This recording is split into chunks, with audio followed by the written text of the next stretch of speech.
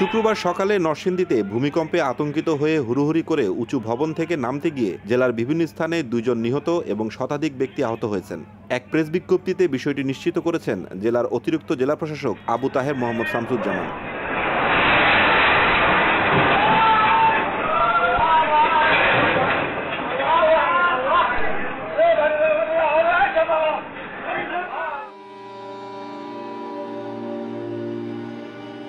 অন্যদিকে ভূমিকম্পের প্রভাবে ঘোড়াশাল তাপবিদ্যুৎ কেন্দ্রের সাবস্টেশনে অগ্নিকাণ্ডের ঘটনা ঘটে। ফায়ার সার্ভিসের 2টি ইউনিটের চেষ্টায় অল্প সময়ের মধ্যে আগুন নিয়ন্ত্রণে আসে বলে জানান পলাশ ফায়ার সার্ভিসের senior station master Mohammad Abdul শহীদ।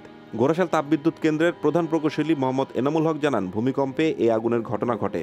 বিদ্যুৎ সরবরাহ স্বাভাবিক করতে কাজ চলছে বলে জানান তিনি।